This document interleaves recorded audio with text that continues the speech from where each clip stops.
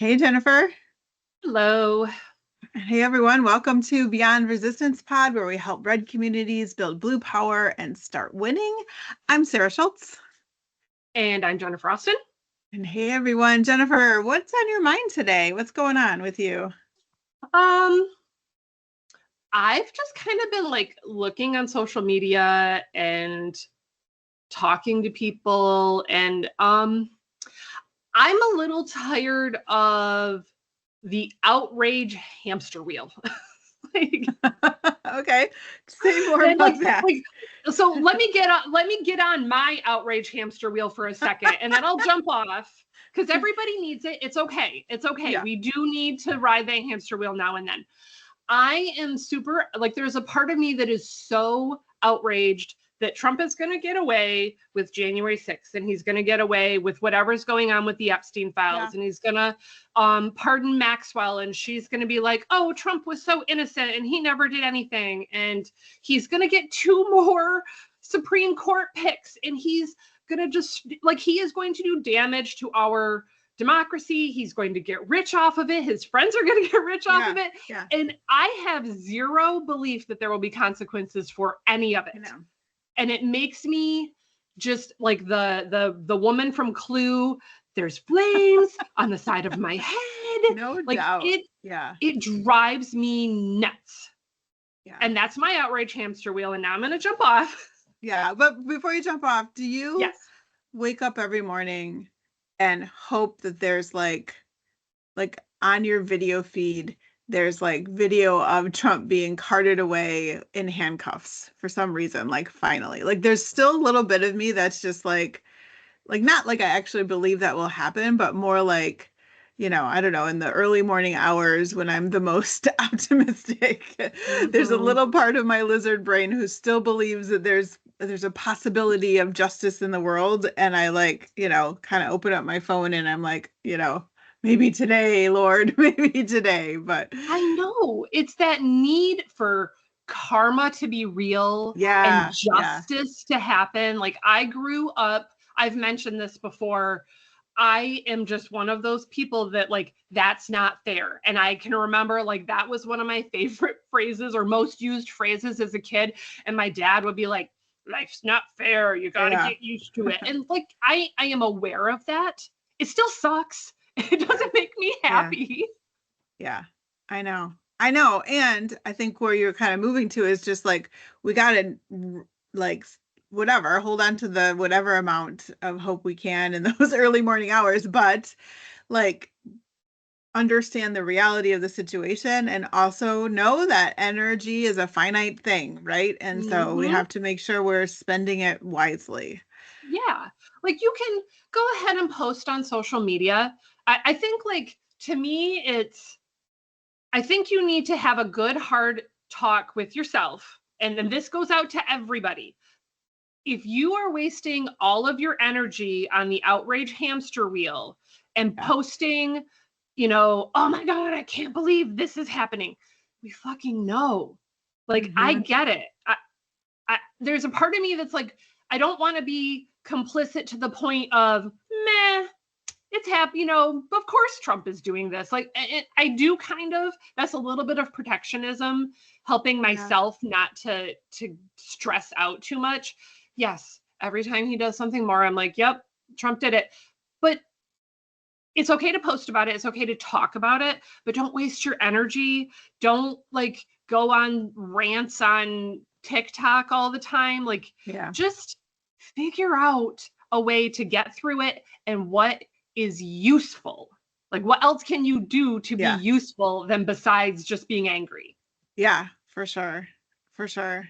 I like that image of the outrage hamster wheel because I think that's so true. And also I know that like outrage is still like a useful fuel for the Yes. work, right? And so Yeah. like there's all sorts of balance that can come to that. And I also know that like some people are not able-bodied enough to like hit the Correct. streets, and so they spend time kind of in social media, and like there is a place for that for sure. Hmm.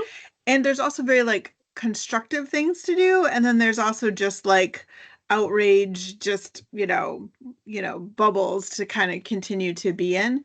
um but I agree about the whole justice thing. Like I want to believe that the like scales of justice will eventually even out, and that there will be accountability in the world. And but I also think that if we continue to fight like for karma balance, then we're missing an opportunity to spend our time fighting for things that are actually going to make a difference. Yeah.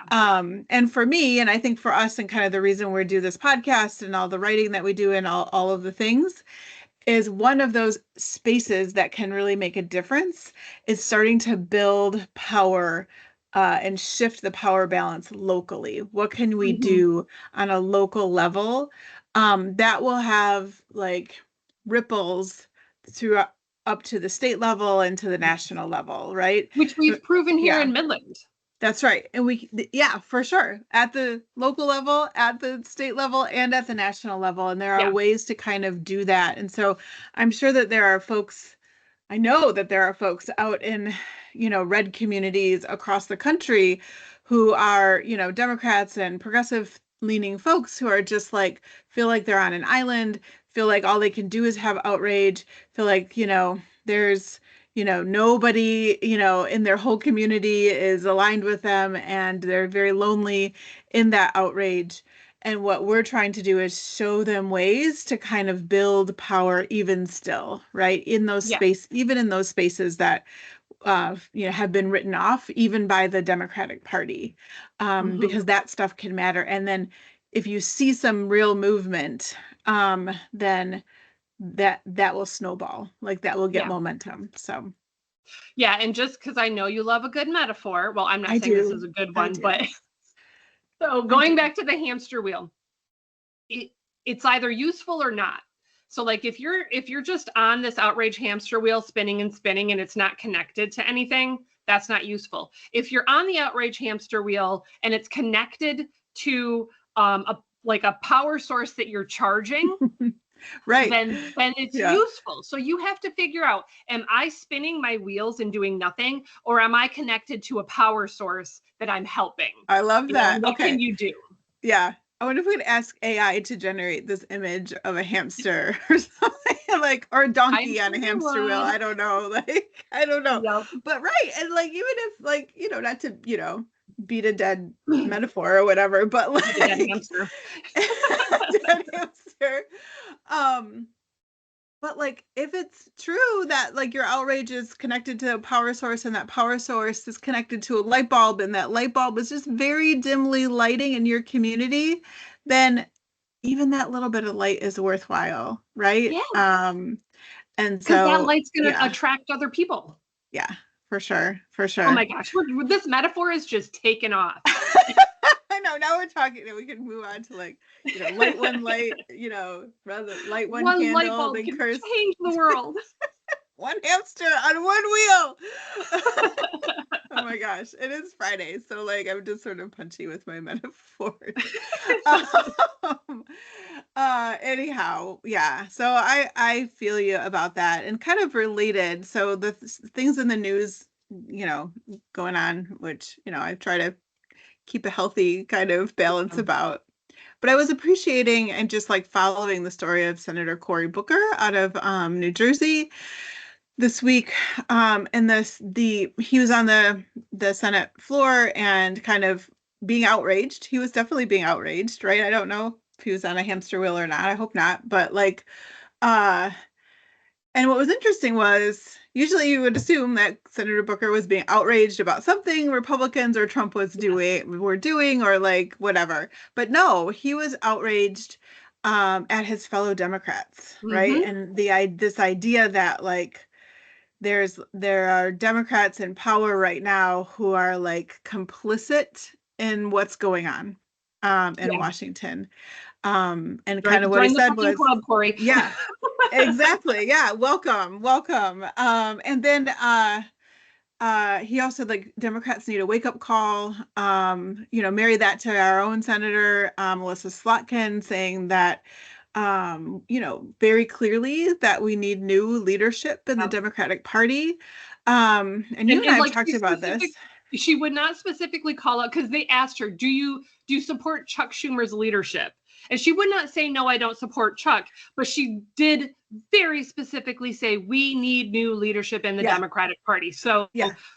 Yeah. I mean, she's saying the thing without totally yeah. saying the thing. Right. That's as much of an answer as you need. Yep. And we know that, we know that from, you know, months and months ago, if not years ago, right? That we need Yeah.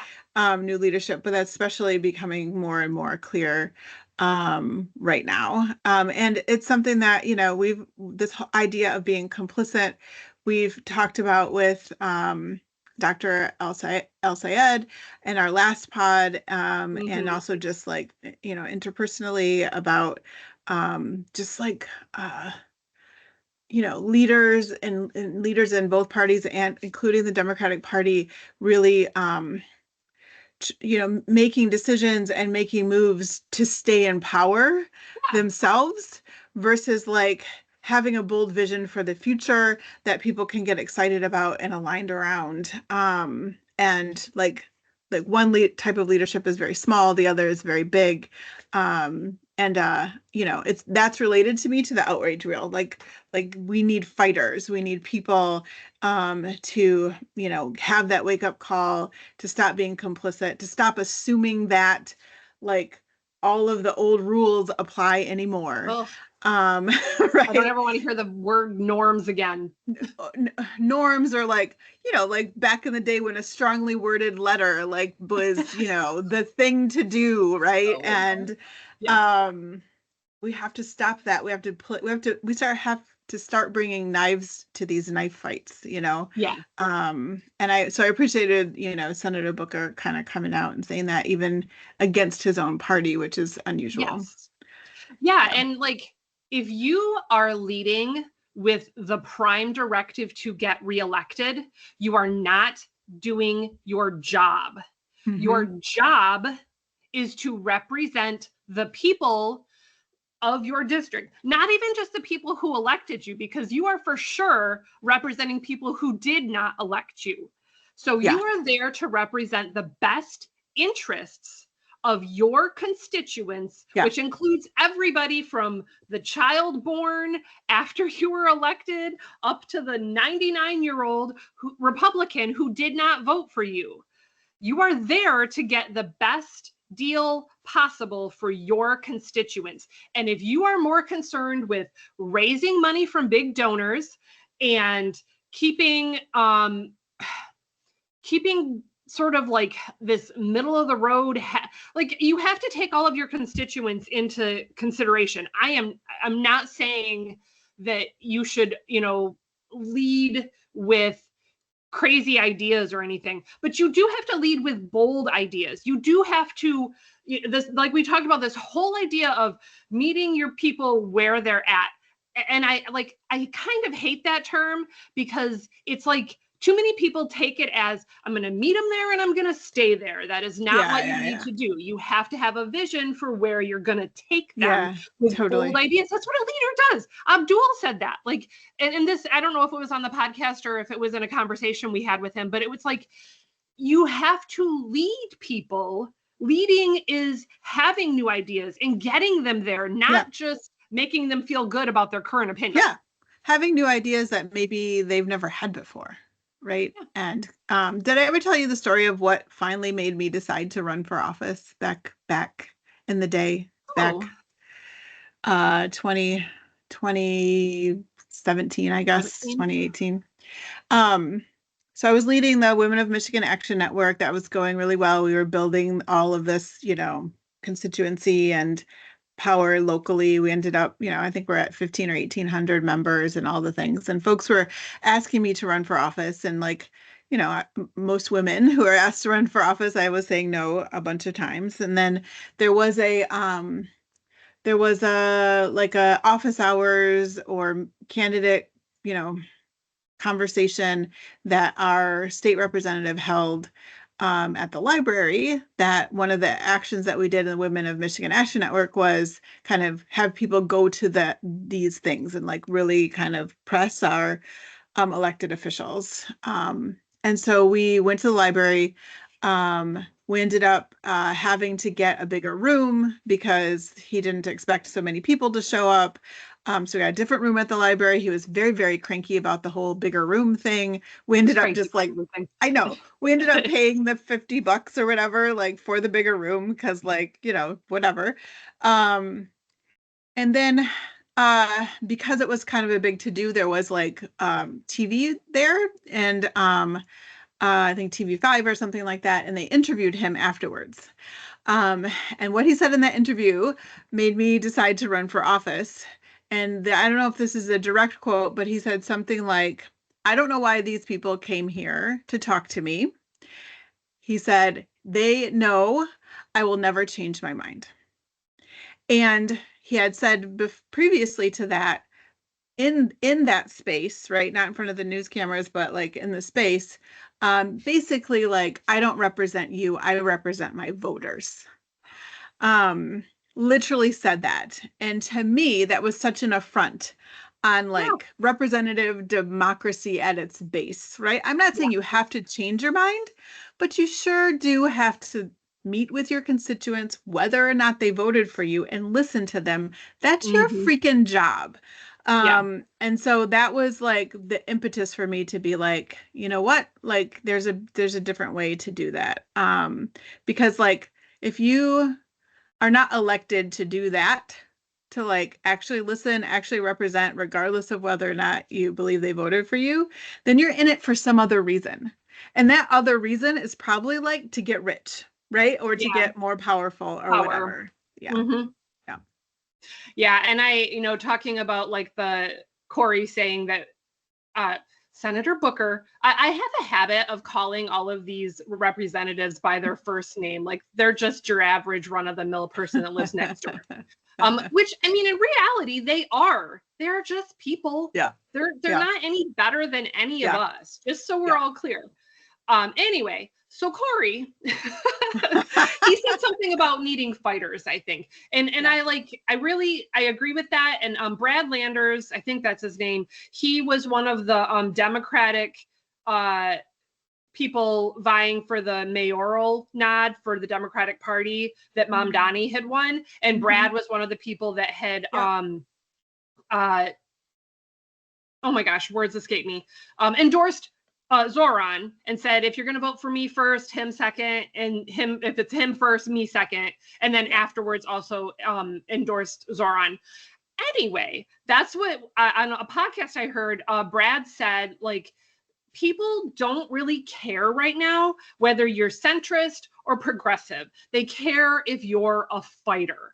So you can stick with whomever you are. If you are centrist, if you are center right, if you are center left, if you are far left, whatever, stand in your values, but just get up and fucking fight. Yes, be that fighter. So I agree. And I agree like that we got to be a fighter, but we have to be directionally fighting in a way that is like using our resources, using our energy in the best ways. Yeah, lighting that light bulb. We can be on a hamster wheel, the hamster wheel of outrage, but make sure it's connected to some kind of light source. I don't know. Oh Lord. I'm totally gonna go ask AI to make this image. I for sure will. Oh my gosh. So you mentioned something about stand in your values, which had me thinking about some of that project that you and I are working on together.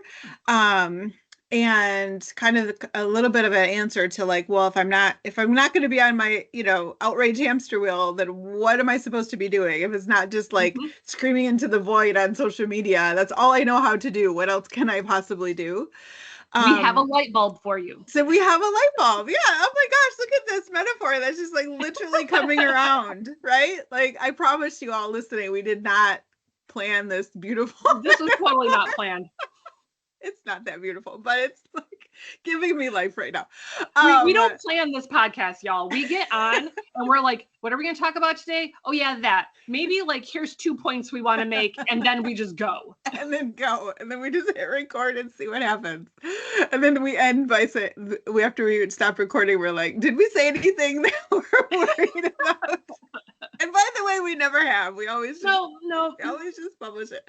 I mean, Oh my someday gosh. I may regret something, but so far we're good. So far so good. So the project, right? So like if you're on this hamster wheel and it's not going anywhere, it's not lighting up any light bulbs. One of the reasons, just the reason that Jennifer and I are just doing this at all is we're trying to give resources and ideas and frameworks to other communities to help them do what we have been able to do and continue to do in Midland. So the project we're working on is a blueprint for doing that. And it also connects to the larger project that we're working on, which is our book that's in the same kind of theme. And one of the things in the blue book, there's like 5 different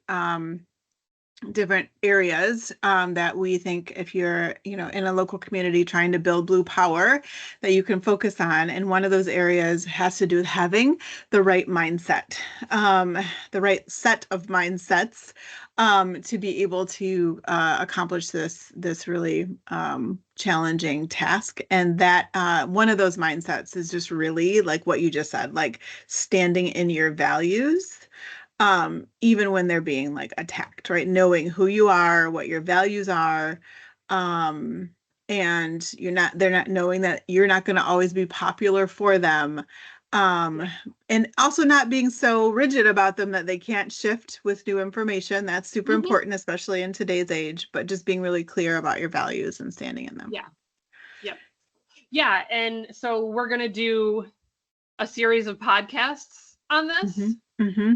Probably one for each. There's 5 different things, and then maybe another one because we've got like a timeline of like, you should do this kind of a thing.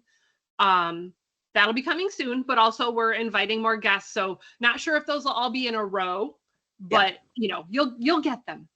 Yeah, that's coming soon. And then after that, we'll be publishing this blueprint and making it available, right? Because really at the end of the day, this is about building blue power in any way possible. So we'll be making it available on our website, which is also going to be revealed soon. And that's some things on the horizon. But standing in your values is one of those really key mindsets to hold on to while you're trying to build power locally. Yeah, and I just want everybody to know we are so excited about this. Yeah, just all of this, the podcast, the book, the blueprint that we're making. We've done some things in Midland, and maybe we'll have a podcast where we kind of talk numbers and just things that have happened in Midland, or maybe we'll put it on the website, so you can kind of see it. But we've done stuff in Midland that you can do too. No one thought this was possible in Midland. No one. And it's not like, oh, we turned the whole county blue. We didn't. We did not turn the whole county blue. Not yet. We got this. Not yet. But that's the point. Like the goal isn't, like the big goal in the sky is blue power for your whole area. But you don't start, that's not where you're going to end up right away. You're going to make little climbs, little by little by little. And it's okay. Like winning is not always the end goal. There are little wins along the way. That's right. Yeah. Yeah. We're super excited about it. I think it was earlier this week, someone asked us, like, why are you doing this? And the answer to that is pretty clear. Like, we are doing it because we want to help other communities, and also because we're not waiting anymore for any established Democratic Party person to be like, oh my gosh, Midland, how did you do that? Like, we're just going to start telling because nobody told us. And nobody from anywhere else. I mean, Midland was a city that was basically written off by the Democratic Party. It's never, ever, ever winnable in any way at all. And we didn't take that for an answer. And we were able to and continue to be able to make some really big strides here. So, so if you're in one of those areas that you feel like it's just like you're just one person on an island, or that you feel like there's no one kind of outside helping, here we are, and we're here to help. We're here to share our kind of hard fought, hard won insights with other communities. Yeah, and actually, I just had a thought I wanted to throw out there. So, like, we just purchased our tickets to go to CrookedCon in November. I think it's this 6th and the 7th or 7th and 8th, 6th and 7th. So if you are a person that plans on going to Crooked Con, keep a lookout for us. We'll be wearing our Beyond Resistance t-shirts. You'll be able to find us. We'll have little stickers for our podcasts we're handing out. And, you know, we're just going as guests as of this point. But trust me, I am going to contact John, Danny, and Tommy and tell them they should have us as a panelist of some kind. Doubt they're going to listen, but that's okay. We're going to try. Well, we'll make them listen, and it'll be fine. Eventually. I just don't know when. We'll be on their podcast. We're getting on their radar, whether they like it or not.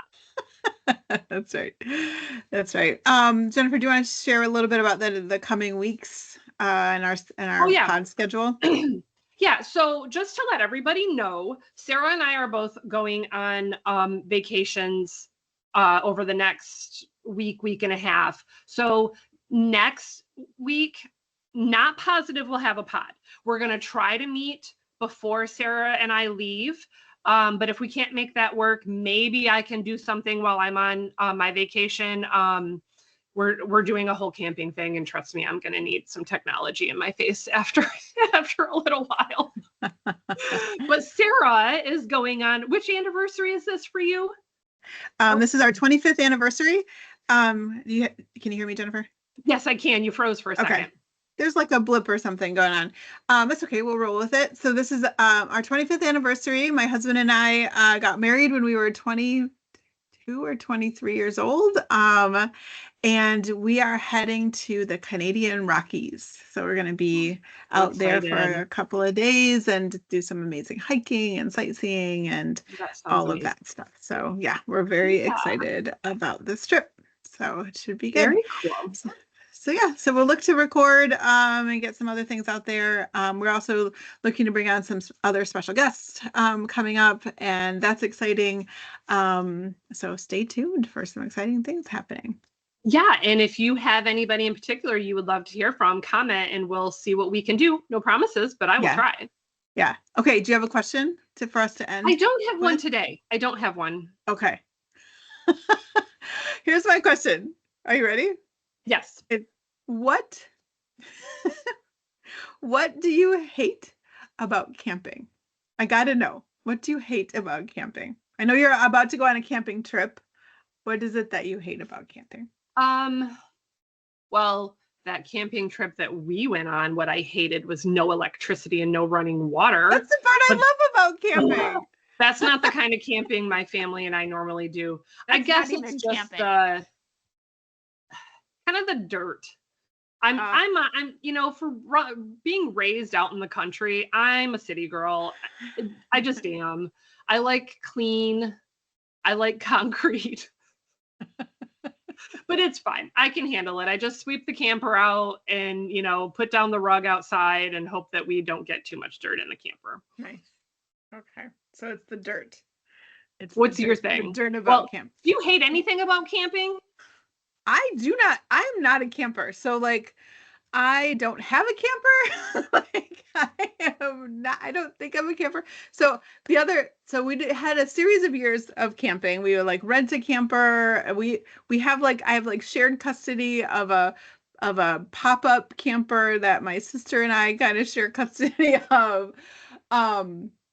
But the last time I went camping, I got home and I was just like, yeah, I don't have to ever do that again.